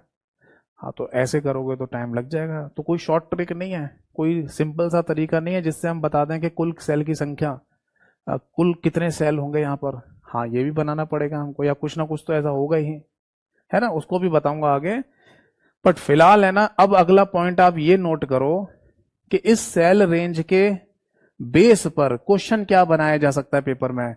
तो हेडिंग डालिए total number of cells count, total number of cells count. ये है आपका एग्जैक्ट क्वेश्चन जो पेपरों में पूछा जाता है, यानी आपको कुल सेल्स की संख्या ज्ञात करनी है। और वो संख्या कैसे आपको पता चलेगी? कुल सेल की संख्या ज्ञात करना, ये आप तभी ज्ञात कर सकते हैं जब आपको कोई ना कोई सेल की रेंज दे रखी होगी। समझ में आ गई बात? तो चलो अब आप अगली है, सेल रेंज का कॉन्सेप्ट तो समझ में आ गया है नहीं? सेल रेंज होती क्या है? अब देखो आगे, अगला पॉइंट है total number of cells count करना। तो इसमें क्या करते हैं, बेसिकली हमको एक सेल रेंज दे दी जाएगी, ठीक। अब वो सेल रेंज दी जा रही है, सपोज दैट यहां पर A1 से लेकर A4 तक, और अब आपसे ये कहा जाए कि टोटल नंबर ऑफ सेल्स कितने होंगे ये बताओ, तो आप तो यही कहेंगे सर अभी तो आपने सॉल्व करके दिखाया था, A1 से लेकर A4 तक का मतलब है A1 A2 A3 A4, यानी कुल सेल की संख्या यहां पर कितनी है? 4। अब एक और क्वेश्चन ले लेते हैं, हमें एक सेल रेंज दी जा रही है A1 से लेकर B4 तक, और पूछा जाए कि यहां पर कुल सेल की संख्या कितनी है, नंबर में बतानी है, लिखकर नहीं बतानी, केवल नंबर बताओ कितने सेल आएंगे। तो आप बोलेंगे सर ये भी तो अभी सॉल्व करा था, A1 A2 A3 A4 B1 B2 B3 B4, 8 हो गए। ये लो सर आंसर आ गया 8। यानी आप करना सीख गए ना, पता लगाना सीख गए ना कि टोटल सेल रेंज में कितने सेल होते हैं। सेल रेंज को देखकर कैसे पता लगाया? ऐसे करके, पहला वाला सेल ये रहा, आखिरी वाला ये रहा, डायगोनल लाइन खींच के डब्बा पूरा कर दो और काउंट कर लो कितने सेल हैं, 1 2 3 4 5 6 7 8, यानी A1 A2 A3 A4 B1 B2 B3 B4। तो ये सिंपल है, छोटा है, बट ऐसा क्वेश्चन पेपर में नहीं पूछ रहे हैं कि सेल रेंज दी जा रही है आपको, और वो है दैट इज C10 से लेकर, C की जगह A लिख लो, A10 से लेकर और D40 तक। अब बताओ कुल सेल की संख्या कितनी होगी? बताओ जी, सोचिए और बताइए क्या आंसर होगा इसका। और इसी तरीके का क्वेश्चन अभी रिसेंटली एक पेपर हुआ था, वहां पर भी पूछा गया है। उन्होंने एक्सेल के क्वेश्चन में बोला कि हम सेल रेंज दे रहे हैं आपको A10 से लेकर D40 तक, आपको बस इतना बताना है कि इसमें कुल सेल की संख्या कितनी होगी।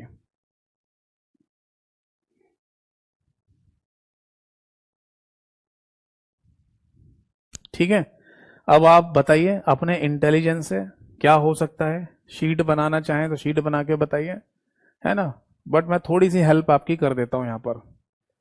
देखो ट्रेडिशनल तरीका क्या कहता है, जैसा हम शीट बनाकर बना रहे थे, शीट बनाकर सीख रहे थे, तो वो ट्रेडिशनल तरीका तो ये कहता है, जैसे आपको सबसे पहला सेल एड्रेस क्या चाहिए, A10, तो अभी मैं A10 को छोड़कर A11 से लेके चल रहा हूं, A11 से, क्यों बताऊंगा बाद में, बट फिलहाल A11 से लेकर चलिए। तो हम नीचे की तरफ ऐसे बढ़ते जाएं, जैसे A1 के बाद A2 A3 A4 आया था, ऐसे ही A11 के बाद A12 A13 A14 ऐसे आएगा। तो ऐसे नीचे तक जाएंगे तो यहां पर A40 भी आएगा, नीचे बढ़ते जाएंगे तो A40 भी आएगा। तो A11 से लेकर A40 तक टोटल कितने सेल होंगे? तो आंसर है 30, यानी 30 सेल होंगे। भाई A11 से A20 तक, A21 से A30 तक, A31 से A40 तक, 10 10 10 यानी 30 हो गए। सेम चीज होगी यहां पर भी, यानी कि B11 से लेकर अगर B40 तक हम बात करें तो कितने सेल हो जाएंगे? ये भी 30 हो जाएंगे। भाई B11 से लेकर B20 तक 10, B21 से लेकर B30 तक 10, और B31 से लेकर B40 तक फिर 10, तो 10 10 10 यानी कि 30 हो गए। ऐसे ही है ना, यहाँ पर C11 से लेकर अगर हम आगे जाएं C40 तक, तो ये भी कितने हो जाएंगे? ये भी 30 हो जाएंगे। और ऐसे D11 से लेकर D40 तक जाएंगे तो ये भी 30 हो जाएंगे। होंगे या नहीं? तो इसका मतलब सिंपल सा ये है कि पहला अगर हमारा A11 है और लास्ट वाला हमारा D40 है, यानी कि ये होगी डायगोनल लाइन और हमें करना है डब्बा पूरा, तो बताइए टोटल कुल सेल की संख्या कितनी होगी? तो 30 30 30 30 इन सबको मिलाकर कितना हो गया? ये आंसर आ गया 120। बट हमारा क्वेश्चन A10 से शुरू हुआ है, A11 से नहीं हुआ है। इसका मतलब ये हमारा सबसे पहला वाला सेल एड्रेस नहीं है। सेल एड्रेस होगा इसके ऊपर वाला, यानी कि A10। A11 से थोड़ी सॉल्व हो रहा है, A10 से मतलब क्वेश्चन पूछा जा रहा है, समझे या नहीं? वो तो हमने अपनी सिंप्लिसिटी के लिए कि ऐसे 30 नंबर आ जाएं, सिंपल करने के लिए हमने A11 से A40 ऐसे माना। बट हमारी सेल रेंज शुरू हो रही है A10 से। तो जब A10 हमारा पहला सेल एड्रेस होगा, तो अब जो डायगोनल लाइन बनेगी वो ये होगी ना। और इस डब्बे को पूरा करने के लिए हमको यहां वाले सेल भी तो चाहिए होंगे, यानी कि B10 भी चाहिए होगा, C10 भी चाहिए होगा और D10 भी चाहिए होगा, है ना? तो A11 से लेकर D40 तक तो 120 आ रहे हैं, और ऊपर 4 सेल और हमें कंसीडर करने पड़ेंगे, यानी कि +4। तो आंसर कितना हो जाएगा? 124 is the right answer. 124 is the right answer. बताओ जी, बात समझ में आ गई या नहीं? अब आप बोलेंगे सर तरीका तो ठीक है, बट टाइम तो बहुत लग रहा है इसमें। पहले तो हमें ये काउंट करना पड़ेगा, डायगोनल बनाओ पूरा, फिर डब्बा देखो, और इसमें अगर जरा से भी भूल चूक और ऊंच नीच हो गई तो आंसर तो गलत हो जाएगा, 1 नंबर कट जाएगा हमारा। तो कोई सिंपल सा शॉर्ट ट्रिक नहीं है इसका सर? हाँ, शॉर्ट ट्रिक समझते हैं। क्योंकि इतना लंबा चौड़ा काम करोगे तो फिर टाइम खराब होगा और आंसर भी गलत होने के चांस हो सकते हैं। तो एक ट्रिक समझिए। देखो हमारे पास है ना, जो सेल रेंज दे रखी है वो क्या है? A10 से लेकर D40 तक, है ना? तो सबसे पहले कॉलम देख लो आप। ये भी मैं लिख कर दिखा रहा हूं, आपको लिखने की जरूरत भी नहीं है, ये सब दिमाग में और उंगलियों पे होना चाहिए, केवल समझाने के लिए लिख के दिखा रहा हूं। आप A से लेकर कहां तक जा रहे हो? D तक। A B C D total मिला के कुल कितने सेल हैं? 4 है। या कुल सेल की जो हेडिंग्स है या कॉलम की जो हेडिंग है वो कितनी है? 4। A B C D।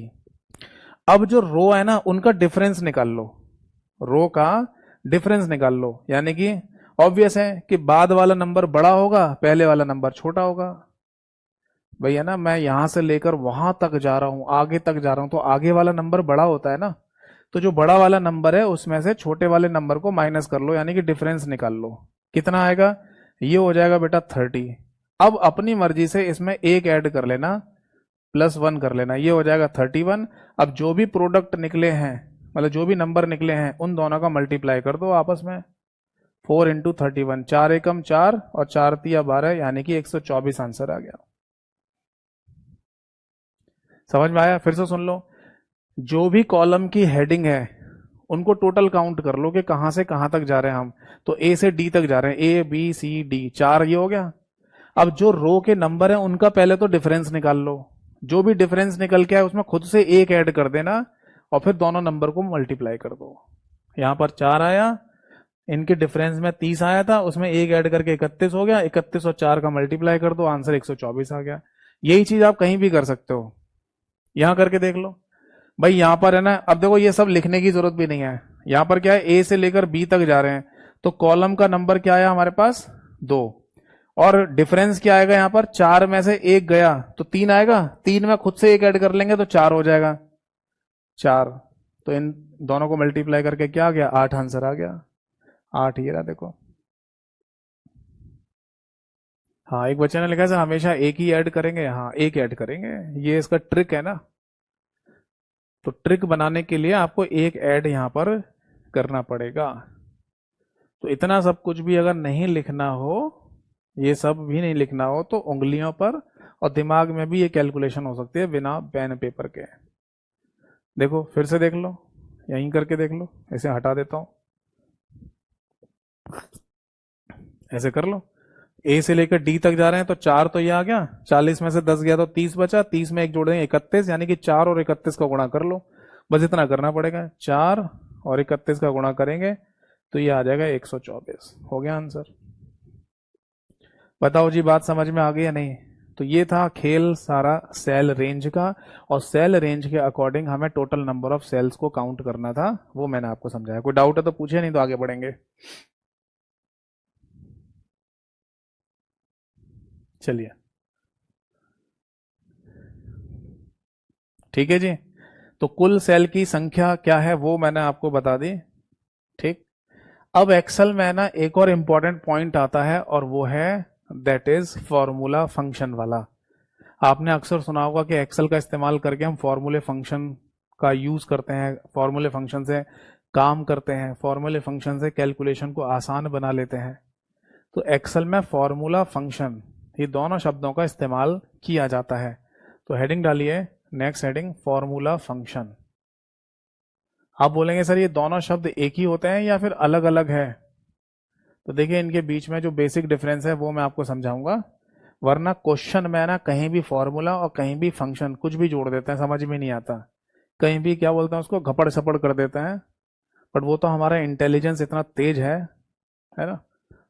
Intelligence bureau नहीं होता भारत सरकार का, आईबी, तो हमारा इंटेलिजेंस इतना तेज है कि हम समझ जाते हैं कि फंक्शन की बात कर रहे हैं, फॉर्मूले की, हम आंसर निकाल के दे देंगे। बट बहुत सारी किताबों में, बहुत सारे क्वेश्चन में गड़बड़ सड़बड़ कर रखी है, जहां फंक्शन लिखना चाहिए वहां फॉर्मूला लिख दिया, जहां फॉर्मूला लिखना चाहिए फंक्शन लिख दिया है। दोनों में डिफरेंस होता है, वैसे वो समझा देता हूं। देखो, पहली बात तो ये ध्यान रखिएगा कि एक्सेल की शीट में, ठीक है, आप किसी भी सेल में कुछ भी लिखें, नॉर्मली आप किसी भी सेल में कुछ भी लिख दीजिए, तो एक्सेल उसे एक नॉर्मल टेक्स्ट की तरह ही समझता है। जैसे कि आपने यहां लिख दिया 10, यहां लिख दिया 20, तो एक्सेल इसे 10 और 20 ही समझेगा, इसे और कुछ नहीं समझेगा। बट जैसे ही आप है ना किसी भी सेल में इक्वल टू का साइन लगा दिया, आपने लगाएंगे, और फिर आप है ना जैसे 10 लिखो या कुछ भी लिखना शुरू करो इसके आगे, तो अब एक्सेल समझ जाएगा कि आप कोई फॉर्मूला या फंक्शन लिखने जा रहे हो। तो इसकी एक तो ये याद रखना कि एक्सेल में किसी भी फंक्शन या फॉर्मूले की शुरुआत किससे होती है? इक्वल टू के सिंबल से होती है। अगर आप इक्वल टू नहीं लगाएंगे तो एक्सेल आपके लिखे गए टेक्स्ट को एक नॉर्मल टेक्स्ट या नॉर्मल कंटेंट ही मानेगा। जैसे उदाहरण के लिए कि किसी सेल में आप ऐसा लिख दो, जैसे सपोज दैट आपने लिख दिया सम और फिर लिख दिया A1 प्लस A2, ऐसा कुछ लिख रहे हो, है ना, और आपने यहाँ इक्वल टू का सिंबल नहीं लगाया है, तो एक्सेल इसे भी सोचेगा कि आपने कोई नॉर्मल सा ही टेक्स्ट लिखा होगा। बट अगर आप यहाँ पर इक्वल टू का साइन लगाकर फिर लिखें सम और A1 प्लस A2 ऐसा कुछ लिखें, तो अब एक्सेल समझ जाएगा कि आप कोई फंक्शन या फॉर्मूला लिखने जा रहे हो। ठीक है, तो अब फंक्शन या फॉर्मूले में डिफरेंस क्या होता है वो मैं आपको समझाता हूं। देखो, फंक्शन है ना एक प्री डिफाइंड शब्द के साथ होता है या कंसीडर किया जाता है। प्री डिफाइंड शब्द का मतलब पहले से पूर्व निर्धारित एक शब्द। जैसे आपको कई सारे सेल में जो डाटा लिखा हुआ है उसे ऐड करना है। सपोज दैट कि यहां जैसे लिखा हुआ है 10, 20 और 30, इन तीनों को जोड़कर आपको यहां पर आंसर चाहिए, यानी कि A4 वाले सेल एड्रेस में आपको आंसर चाहिए इन तीनों को जोड़कर, 10, 20, 30 को जोड़कर। तो आप ऐसे लिखेंगे इक्वल टू का साइन यहां पर और फिर लिखेंगे सम। तो जैसे ही आपने सम लिखा, जैसे ही आपने ये शब्द लिखा, तो समझ लीजिए कि यहां पर अब आप फंक्शन लिख रहे हैं। सम नाम का एक्सेल में फंक्शन होता है, ऐसे बोलेंगे। और अब आप चाहें तो ब्रैकेट लगाकर लिख दीजिए 10 प्लस 20 प्लस 30 और आप एंटर दबा दीजिए, और जैसे ही आप एंटर दबाएंगे तो अपने आप है ना यहां आंसर आ जाएगा 60। कहां पर? यहां पर, क्योंकि ये जो फंक्शन है वो आप A4 सेल एड्रेस में ही तो लिख रहे हैं। ठीक है, एक तो तरीका ये है। दूसरा तरीका ये भी है कि आप इक्वल टू का साइन लगाकर ऐसे भी लिख सकते हैं, सम लिखा आपने, और ये देखो ये 10 जो वैल्यू है ये कहां पर लिखी हुई है? A1 में लिखी हुई है, तो आप यहां लिख दो A1 प्लस A2 में लिखी हुई है 20, A2 के अंदर यहां A2 सेल एड्रेस लिख दो, और 30 लिखा हुआ है A3 के अंदर, तो यहां लिख दो A3 और ब्रैकेट बंद करके एंटर कर दो। तो अभी आप ये फंक्शन जहां पर लिख रहे होंगे वहां पर 60 आंसर आ जाएगा, यानी कि A4 में 60 आंसर आ जाएगा। या फिर इसी बात को लिखने का तीसरा तरीका, इक्वल टू का साइन लगाकर आप सम लिखिए, सबसे पहला सेल एड्रेस A1 लिख दो, सबसे लास्ट वाला सेल एड्रेस A3 लिख दो, और बीच में कोलन लगा दो और एंटर दबा दो, तो भी आंसर 60 आ जाएगा। यानी अब आ गई यहां पर सेल रेंज, और सेल रेंज ये कह रही है कि A1 से लेकर A3 तक जितने भी सेल एड्रेसेस हैं और उनके अंदर जितनी वैल्यूज हैं उन सबको ऐड करके दे दो। तो A1 से लेकर A3 तक कितने सेल हैं? A1, A2, A3, तीनों में क्या लिखा है? 10, 20, 30, तीनों को जोड़ के कितना आंसर आएगा? 60 आएगा, और वो हमने यहां पर लिख दिया, मतलब अपने आप आंसर दे देगा ये। तो अगर ऐसा कोई प्री डिफाइंड शब्द आप लिख रहे हैं, सम, समझ में आ रहा है, तो इसको फंक्शन कहते हैं एक्सेल में। ठीक है, जैसे सम लिखा ना, ऐसे सब्ट्रैक्शन का कोई भी शब्द नहीं होता, ये भी ध्यान रखना, नॉलेज के लिए बता दे रहा हूँ। ऐसे ढेरों फंक्शन होते हैं एक्सेल में, बट सब्ट्रैक्शन के लिए सब्ट्रैक्ट जैसा कोई भी फंक्शन एक्सेल में मौजूद ही नहीं होता। माइनस करने का कोई फंक्शन ही नहीं है यहाँ पर। अब आता है फॉर्मूला। फॉर्मूला का मतलब सिंपल मैथमेटिक्स जैसा ही होता है, यानी कि आपको बस किसी भी सेल में इक्वल टू का साइन लगाना है और जो कैलकुलेशन लिखनी है लिख दो। यानी इक्वल टू का साइन लगाकर 10 प्लस 20 प्लस 30 ऐसा लिख दो, बस एंटर दबा दो, आपका आंसर आ जाएगा। That is formula. इसे यहां पर फॉर्मूला के नाम से बोला जाता है। समझ में आ गई बात? अब जरूरी नहीं है कि प्लस प्लस ही लिखे, आप है ना मान लो ऐसे लिख दो, इक्वल टू का साइन लगा के यहाँ लिख दो 10/20 लिख दो, है ना, प्लस यहाँ पर 10 लिख दो, एंटर दबा दो, क्या होगा यहाँ पर 10 और फिर 10 20 आ जाएगा आंसर। तो इसको एक्सेल में फॉर्मूला के नाम से बोल दिया जाता है, जिसमें ऐसा कोई प्री डिफाइंड शब्द नहीं लिखा हो, सम जैसा शब्द ना लिखा हो। समझ में आ गई बात या नहीं? ठीक है भाई, तो ये आप नोट कर लो पहले तो, क्योंकि कई बार है ना देखो थ्योरेटिकल क्वेश्चन बनाया जाता है एक्सेल के ऊपर, है ना, और एक्सेल में इन फंक्शन फॉर्मूला के ऊपर जब थ्योरेटिकल क्वेश्चन बनाया जाएगा तो वहां ये पूछ लेते हैं कि किसी एक्सेल फंक्शन के रिगार्डिंग इनमें से कौन सा स्टेटमेंट, कौन सा कथन हमारा सत्य है या असत्य है, ये पूछ लिया जाता है। तो किसी भी है ना मान लो स्टेटमेंट पे ये लिखा हो कि फंक्शन एक्सेल में वो होता है जिसमें एक पूर्व निर्धारित यानी कि प्री डिफाइंड शब्द लिखा जाए, तो ये सही है गलत है? सही है। एक बच्चे ने लिखा सर 12 आंसर आ रहा है, 12 किसका? अच्छा इसका, कोई बात नहीं, भावनाओं को समझो, ठीक है, और तो आंसर तो हम कर ही लेंगे। समझ में आई बात या नहीं? तो ये दोनों में डिफरेंस होता है। अब देखो आपको है ना जहां कहीं भी मॉक टेस्ट मिलेंगे, जहां कहीं भी क्वेश्चंस मिलेंगे, वहां पर है ना अगर ऐसा शब्द लिखा हुआ है, इस तरीके की फॉर्मेटिंग लिखी हुई है, तो ऐसा हो सकता है कि वहां फंक्शन शब्द की जगह फॉर्मूला लिख के दे रहे हो कि बताओ ये वाला फॉर्मूला है तो इसका आंसर क्या आएगा, जबकि लॉजिकली ये बात गलत है, इसे फंक्शन बोलना चाहिए। बट कोई बात नहीं, हमारा आईक्यू लेवल बहुत तेज है, हमें आंसर से मतलब है, आंसर निकाल देंगे चाहे तुम फॉर्मूला लिखो चाहे फंक्शन लिखो। बताओ बात समझ में आ गई या नहीं? ठीक है जी। तो देखो फंक्शन या फॉर्मूले कितने होते हैं, है ना, और किन किन टाइप के होते हैं, किस किस लेवल के पेपर में पूछे जा सकते हैं, वो सब हम आगे चर्चा करेंगे आगे की क्लासेस में। ठीक है। अब यहां पर अब हमारी जो नेक्स्ट हेडिंग है या नेक्स्ट सम इंपॉर्टेंट फैक्ट है वो ये है कि अगर हम किसी भी सेल के अंदर कोई फंक्शन या फॉर्मूला लिखते हैं और उसे कॉपी करके किसी दूसरे सेल में अगर पेस्ट करते हैं तो सेल एड्रेसेस में क्या चेंज या बदलाव आता है, ये हमारा मेन इंपॉर्टेंट क्वेश्चन है और पेपर में पूछा भी जाता है। तो हेडिंग डालिए फॉर्मूला या फिर फंक्शन का कॉपी पेस्ट, कॉपी पेस्ट होना, या कॉपी पेस्ट लिख लो। देखो मैंने आपको अभी थोड़ी देर पहले ही समझाया, आपको मैंने थोड़ी देर पहले ही समझाया था कि अगर आप किसी भी सेल के अंदर कोई भी कंटेंट लिखते हैं, है ना, कुछ भी लिखिए, चाहे अल्फाबेट्स लिखिए, नंबर्स लिखिए, कुछ भी लिखिए, अगर आप उसे मूव कराना चाहते हैं तो वो एरो वाला जो माउस पॉइंटर था उसके थ्रू कर सकते थे ना, है ना, तो मूव करने का मतलब कट पेस्ट ही होता है। तो वो तो डाटा को है ना आप सेल के अंदर जो लिखा है उसको मूव कराना चाहते हैं। अब हम सेल के अंदर डाटा को नहीं, फंक्शन को ही या फॉर्मूले को मूव करा रहे हैं, क्या ऐसा संभव है? हाँ ऐसा संभव है। सपोज दैट कि यहाँ जो 60 आया है ये किसकी वजह से आया, ये एक फंक्शन की वजह से आया है, जो मैंने यहाँ ऐसे लिखा था इक्वल टू का साइन लगा के, अब मैं यहाँ लिख दे रहा हूँ पूरा, इक्वल टू का साइन लगा के मैंने लिखा होगा सम और A1 से लेकर A3, और जैसे ही मैंने एंटर किया होगा तब यहां पर ये आंसर आया होगा 60, है नहीं? अब मैं यहां पर ये जो 60 वाला जो फंक्शन है इसे मैं कॉपी करके, यानी कि यहां इसे कॉपी करके यहां ले जाना चाहता हूं, यानी कि C2 में। तो बताओ फंक्शन के अंदर जो सेल एड्रेसेस हैं इनमें कोई चेंज या बदलाव आएगा, या फिर यही चीज है ना जो यहां, ये है हमारा मेन क्वेश्चन। ठीक है।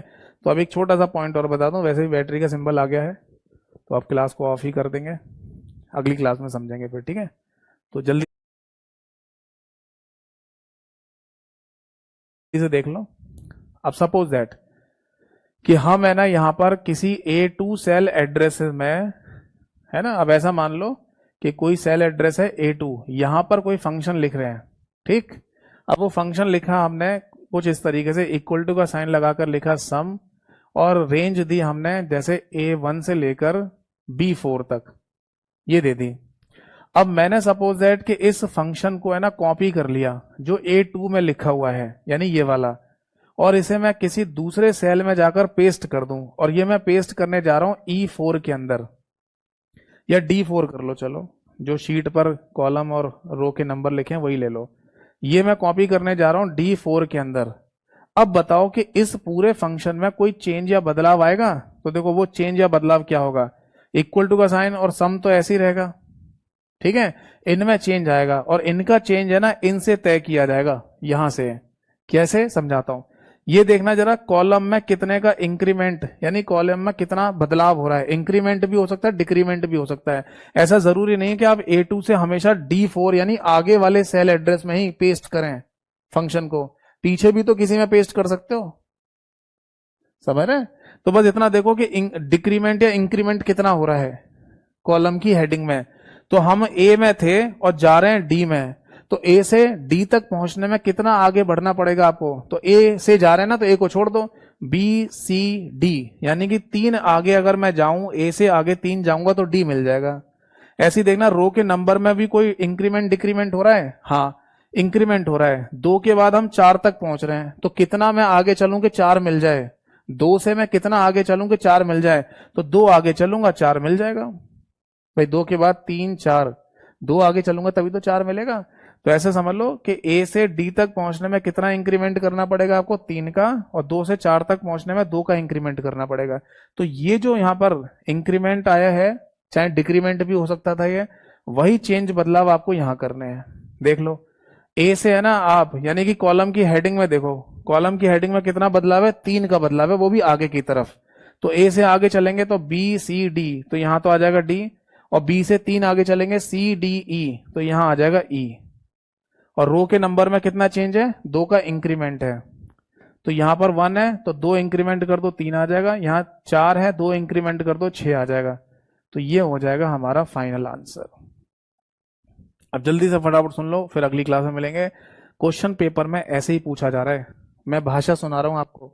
क्वेश्चन में पूछा जाएगा कि अगर किसी सेल एड्रेस A2 में कोई फंक्शन लिखा हुआ है ये, और इसे हम कॉपी करके D4 में पेस्ट करते हैं, तो बताओ क्या आंसर आएगा? ये आंसर आएगा। समझ में आ गई बात या नहीं? तो आज की क्लास और आज की सभा यहीं समाप्त करते हैं, अगली क्लास में मिलेंगे, और इसी को ही आगे बढ़ाऊंगा, क्योंकि इसमें अभी और भी पॉसिबिलिटीज हैं, कई सारे कॉन्सेप्ट और भी हैं। फिर इसके बाद एक सेल रेफरेंस नाम का कॉन्सेप्ट और पूछा जाता है पेपर में, वो भी समझाऊंगा आपको, ठीक है। एक बच्चे ने लगा सर एक बार फिर से रिपीट कर दो, सिर्फ फिर से सुन लो। जो डिफरेंस आ रहा हो कॉलम की हेडिंग में, वही डिफरेंस यहां पर कर दो। जो डिफरेंस रो के नंबर में आ रहा हो, वही डिफरेंस यहां पर कर दो, आंसर आ जाएगा। थैंक यू सो मच सभी को। जय हिंद, वंदे मातरम।